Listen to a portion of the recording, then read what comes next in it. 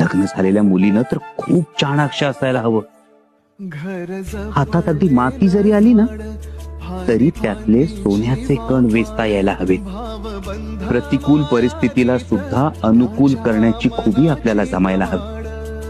आम्हाला नेहमीच वाटतं, आम्ही नेहमीच ऐकत आलो आहोत, संसाराच्या सुखाची पहिली पायरी असते समंजस मनमिळाऊ पत्नी.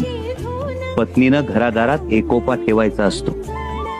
पत्नीनं पतीची बुद्धीनं तेजानं आरोग्यानं साथ द्यायला हवी. आयुष्याच्या प्रत्येक लढाईत पतीच्या खांद्याला खांदा लावून उभं राहायला हवं. तो खरा संसार. आबासाहेब, आम्हाला हे का सांगताय?